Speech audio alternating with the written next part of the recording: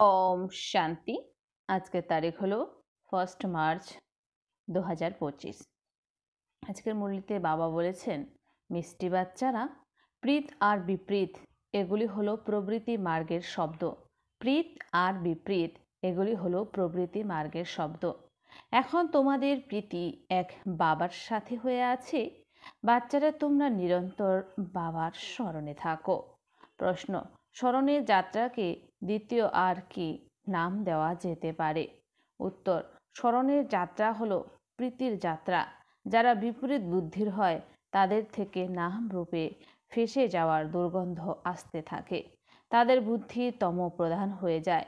যাদের বুদ্ধি এক বাবার সাথে জুড়ে থাকে তারা অন্যদেরকেও জ্ঞান দান করতে থাকে। কোনো দেহধারীর সাথে তাদের প্রীত থাকতে পারে না। গীত: এই সময় চলে যাচ্ছে। ये वक्त जा रहा है। ওম শান্তি। বাবা বাচ্চাদের বোঝাচ্ছেন, এখন একে স্মরণের যাত্রাও বলে বা প্রীতির যাত্রাও বলে। সাধারণ মানুষ তো সেই সব জায়গায় যাত্রা করে, এই যেসব রচনা আছে সেখানে যাত্রা করতে যায়। ভিন্ন ভিন্ন ধরনের রচনা, তাই না? রচয়িতাকে কেউ জানে না। এখন তোমরা রচয়িতা বাবাকে জেনে গেছো। সেই বাবার স্মরণে কখনো থেমে যেও না। তোমাদের জন্য স্মরণের যাত্রা প্রাপ্ত হয়েছে। এটাকেই স্মরণের যাত্রা বা প্রীতের যাত্রা বলা হয়। যার বাবার সাথে খুব বেশি ভালোবাসা থাকবে সে এই স্মরণের যাত্রাও খুব ভালো করে করবে। যতটা ভালোবাসার সহিত যাত্রা করবে ততই পবিত্র হতে থাকবে। শিব ভগবানুবাচ, তাই না? বিনাশকালে বিপরীত বুদ্ধি আর বিনাশকালে প্রীত বুদ্ধি। বাচ্চারা, তোমরা জেনে গেছো যে এখন হলো বিনাশের সময়। এটা সে গীতার পর্ব চলছে। বাবা শ্রীকৃষ্ণের গীতা আর ত্রিমূর্তির শিবের গীতার মধ্যে বৈষম্যের কথাও বলেছেন। এখন গীতার ভগবানকে পরমপিতা শিব ভগবানুবাদ। কেবলমাত্র শিব শব্দ লিখবে না, কেননা শিব নামও অনেকের আছে। এই জন্য পরমপিতা পরমাত্মা শিখলে তিনি যে সুপ্রিম তা বোঝা যাবে। কেউ তো নিজেকে পরমপিতা বলতে পারে না। সন্ন্যাসীরা শিবোহম বলে দেয়। তারা তো বাবাকে স্মরণ করতেই জানে না, বাবাকেই জানে না, বাবার সাথে প্রীতই নেই। প্রীত আর বিপরীত এটা হলো প্রবৃত্তি মার্গের জন্য। কোনো কোনো বাচ্চার বাবার সাথে প্রীত বুদ্ধি থাকে, কারোর আবার বিপরীত বুদ্ধি হয়ে যায়। তোমাদের মধ্যেও এমনটি হয়। বাবার সাথে ভালোবাসা তাদেরই থাকে যারা বাবার সার্ভিসে তৎপর থাকে। বাবা ছাড়া আর কারোর সাথে ভালোবাসা হতে পারে না। শিব বাবা কি বলে যে, বাবা আমি তো তোমারই সেবাধারী আছি। এখানে ব্রহ্মা বাবার কথাই নেই। শিব বাবার সাথে যে আত্মাদের ভালোবাসা থাকবে তারা অবশ্যই সেবাধারী হবে। শিব বাবার সাথেই তারা সার্ভিস করতে থাকবে। প্রীত না থাকলে তো বিপরীত হয়ে যায়। বিপরীত বুদ্ধি বিনশ্চিন্তি। বাবার সাথে যে আত্মার ভালোবাসা থাকবে সে সাহায্যকারীও হবে। যত ভালোবাসা ততই সার্ভিসের সহায়ক হবে। স্মরণই করে না তার অর্থ হলো ভালোবাসা নেই। পুনরায় দেহধারীর সাথে ভালোবাসা হয়ে যায়। মানুষ মানুষকে নিজের স্মৃতি চিহ্ন রূপে কিছু জিনিস দেয়, তাই না? তার স্মরণ অবশ্যই আসে। এখন বাচ্চারা, বাবা তোমাদের অবিনাশী জ্ঞান রত্নের সওগাত দিয়েছেন, যার দ্বারা তোমরা রাজত্ব প্রাপ্ত করো। বাবা অবিনাশী জ্ঞান রত্নের দান করেন, তাই প্রীত বুদ্ধি হও। তোমরা এখন জেনে গেছো যে বাবা সকলের কল্যাণ করতে এসেছেন। আমাদেরকেও সেবাধারী হতে হবে। এরকম প্রীত বুদ্ধিরাই বিজয়ন্তী হয়। যে স্মরণই করে না সে প্রীত বুদ্ধি হতে পারে না। বাবার সাথে ভালোবাসা হলে, স্মরণ করলে তবে তো বিকর্ম বিনাশ হবে আর অন্যদেরকেও কল্যাণের রাস্তা বলতে পারবে। তোমাদের ব্রাহ্মণ বাচ্চাদের মধ্যেও প্রীত এবং বিপরীত দুই রকমের আত্মা আছে। বাবাকে বেশি স্মরণ করে মানে ভালোবাসা আছে। বাবা বলেন, আমাকে নিরন্তর স্মরণ করো, আমার সহায়তাকারী হও। রচনার এক রচয়িতা বাবারই স্মরণ থাকা চাই। কোনো রচনাকে স্মরণ করো না। জগতে তো কেউ রচয়িতাকে জানেই না, তাই স্মরণও করে না। সন্ন্যাসীরা ব্রহ্মকে স্মরণ করে, সেটাও তো রচনা হয়ে গেল, তাই না? রচয়িতা তো সকলের একজনই, তাই না? অন্য যা কিছু জিনিস এই চোখ দিয়ে দেখো সেসব হলো রচনা, যেটা এই চোখ দিয়ে দেখা যায় না। সেটা হলো রচয়িতা বাবা ব্রহ্মা, বিষ্ণু, শঙ্করেরও চিত্র আছে। তারাও হলো রচনা। বাবা যে চিত্র বানানোর জন্য বলেছেন তার উপরে লিখতে হবে যে পরমপিতা পরমাত্মা ত্রিমূর্তি শিব ভগবানুবাচ। হয়তো কেউ নিজেকে ভগবান বলে পরিচয় দেয়, কিন্তু নিজেকে পরমাত্মা বলতে পারে না।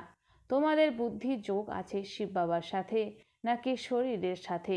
বাবা বুঝিয়েছেন যে নিজেকে অশরীরী আত্মা মনে করে আমাকে অর্থাৎ বাবাকে স্মরণ করো। প্রীত আর বিপরীত বুদ্ধি বোঝা যায় তোমাদের সেবা দেখে।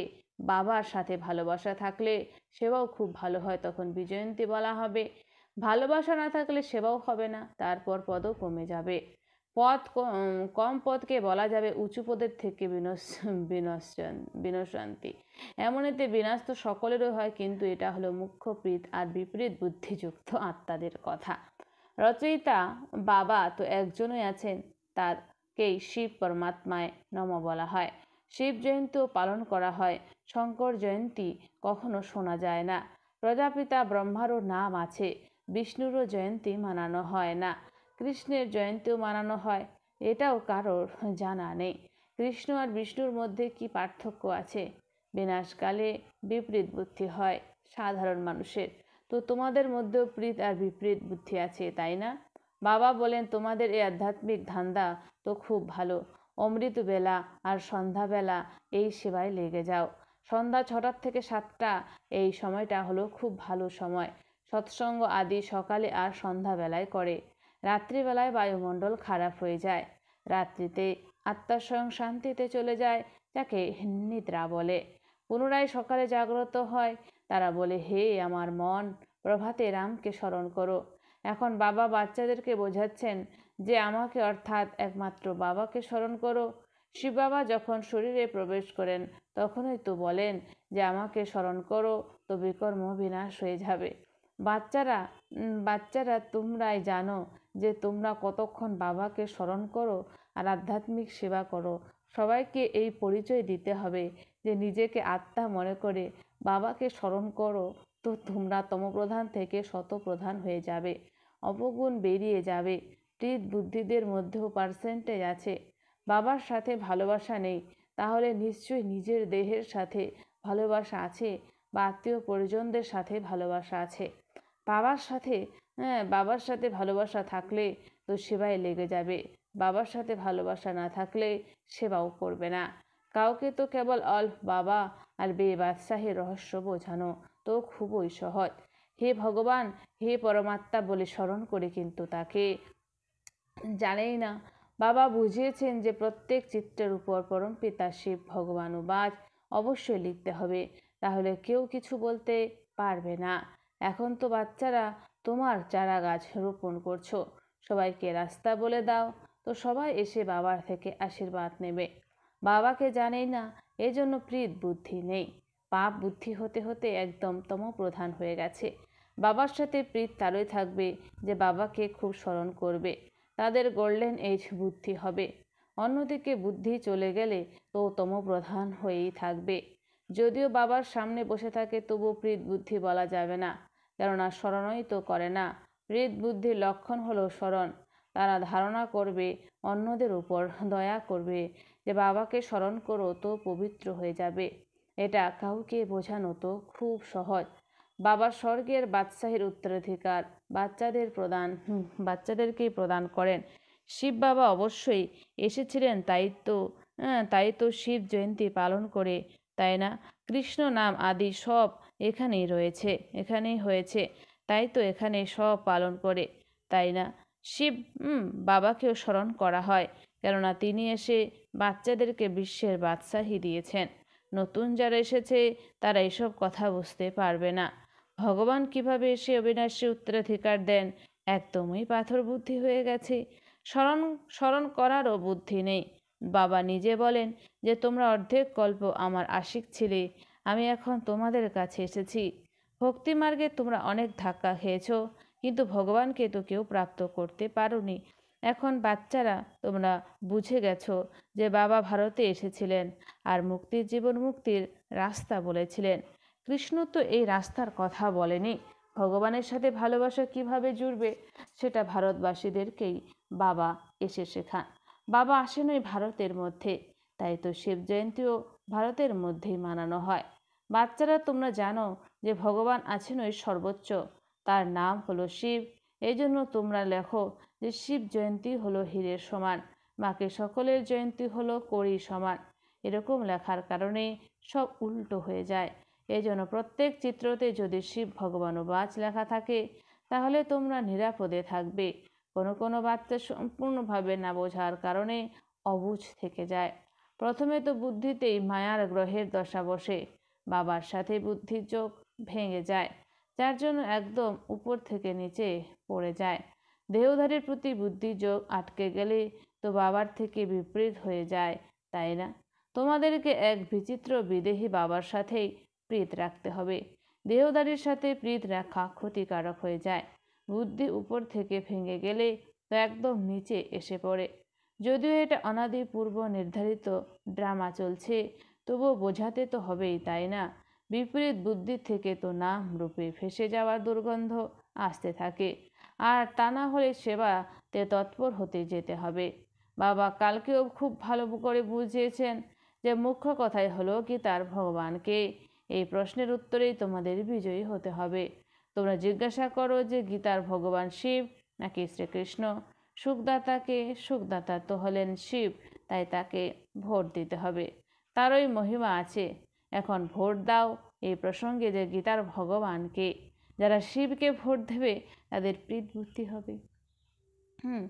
যারা শিবকে ভোট দেবে তাদের প্রীত বুদ্ধি হবে। এটা তো হলো খুব বড় ইলেকশন, তোমার এটা হচ্ছে সব বড় ইলেকশন। এইসব যুক্তিগুলো তাদের বুদ্ধিতেই আসবে, যারা সারাদিন বিচার সাগর মন্থন করতে থাকবে। কোনো কোনো বাচ্চা চলতে চলতে অপ্রসন্ন হয়ে পড়ে। এখন দেখো তো প্রীত আছে, আবার একটু পরে দেখো তো প্রীত ভেঙে যায়, অপ্রসন্ন হয়ে পড়ে। কোনো কথার কারণে দেহি অভিমানী হয়ে স্মরণ করে না, চিঠিও লেখে না, আর ভালোবাসা থাকে না। তখন বাবাও 4-8 মাস চিঠি লেখেন না। বাবা হলেন কালেরও কাল, তাই না? সাথে ধর্মরাজও তিনি। বাবাকে স্মরণ করার সময় নেই, তো তুমি কি পথ পাবে? পথ ভ্রষ্ট হয়ে যাবে। শুরুর দিকে বাবা অনেক যুক্তি দিয়ে পথ বলে দিয়েছিলেন। এখন তো অনেক অল্পই আছে। এখন তো পুনরায় মালা হতে হবে, বা যেমন পুনরায় মালা হতে হবে। সেবাধারীকে তো বাবাও মহিমা করতে থাকেন যে নিজে বাদশাহ হবে, সে নিজের সমবয়সীদেরও বাদশাহ হওয়ার জন্য বলবে। এরাও আমার মতো রাজত্ব করবে। রাজাকে অন্নদাতা, মাতা পিতা বলা হয়। এখন মাতা তো হলেন জগদম্বা, তার দ্বারাই তোমরা অসীম সুখ পাও। পুরুষার্থ করে তোমাদেরকে উঁচু পথ নিতে হবে। দিন দিন বাচ্চারা তোমরা বুঝতে পারবে যে কে কে কী ফল প্রাপ্ত করবে। সেবা করলে তো বাবাও তাকে স্মরণ করবেন, সেবাই করে না তো বাবা কেন তাকে স্মরণ করবেন? বাবা তো সে বাচ্চাদেরকে স্মরণ করবেন যারা প্রীত বুদ্ধির হবে। এটাও বাবা বুঝিয়েছেন যে কারোর দেওয়া জিনিস পরিধান করলে তো তার স্মরণ অবশ্যই আসবে। বাবার ভাণ্ডার থেকে গ্রহণ করলে তো শিব বাবাই স্মরণে আসবে। বাবা নিজের অনুভব শোনাচ্ছেন, স্মরণ অবশ্যই আসবে, তাই কারোর দেওয়া জিনিস নিজের কাছে রেখো না। আচ্ছা, মিষ্টি মিষ্টি হারানিধি বাচ্চাদের প্রতি মাতা পিতা বাপদাদার স্মরণে স্নেহ সুমন আর সুপ্রভাত। আত্মাদের পিতা তার আত্মারূপী বাচ্চাদেরকে জানাচ্ছেন নমস্কার। আমরা সমস্ত আত্মারূপী বাচ্চারা জানাই মাতা পিতা বাপদাদাকে স্নেহ সুমন আর নমস্কার। ধারণার জন্য মুখ্য সার। 1 নাম্বার, এক বিদেহী বিচিত্র বাবার সাথেই হৃদয় দিয়ে সত্যিকারের প্রীত রাখতে হবে। এক বিদেহী বিচিত্র বাবার সাথে হৃদয় দিয়ে সত্যিকারের প্রীত রাখতে হবে। সর্বদা এই সতর্ক রাখতে হবে যে মায়ার গ্রহের দশা কখনো যেন বুদ্ধিতে আক্রমণ না করতে পারে। 2, কখনো বাবার প্রতি অপ্রসন্ন হবে না। সেবাধারী হয়ে নিজের ভবিষ্যৎকে উঁচু বানাতে হবে। কখনো বাবার প্রতি অপ্রসন্ন হবে না, সেবাধারী হয়ে নিজের ভবিষ্যৎকে উঁচু বানাতে হবে। কারো দেওয়া কোনো জিনিস নিজের কাছে রাখবে না। বরদান, শুদ্ধতার বিধির দ্বারা কেল্লাকে মজবুতকারী সদা বিজয়ী এবং নির্বিঘ্ন ভব। শুদ্ধতার বিধির দ্বারা কেল্লাকে মজবুতকারী সদা বিজয়ী এবং নির্বিঘ্ন ভব। এই কেল্লায় যাতে প্রতিটি আত্মা সদা বিজয়ী আর নির্বিঘ্ন হয়ে যায়, এই কেল্লায় যাতে প্রতিটি আত্মা সদা বিজয়ী আর নির্বিঘ্ন হয়ে যায়। তাই তাই জন্য বিশেষ টাইমে চারিদিকে একসাথে যোগের প্রোগ্রাম রাখো। তারপর কেউ আর এই কালেকশনকে কাটতে পারবে না। কেননা যত যত সেবার বৃদ্ধি করতে যাবে, ততই মায়াও নিজের বানানোর চেষ্টা করবে। সেই জন্য যেরকম কোনো কাজ শুরু করার পূর্বে শুদ্ধতার বিধি প্রয়োগ করো। যেরকম কোনো কাজ করার সময় শুদ্ধতার বিধি প্রয়োগ করো, সেরকম সংগঠিত রূপে তোমাদের শ্রেষ্ঠ আত্মাদের একটাই শুদ্ধ সংকল্প হবে বিজয়ী।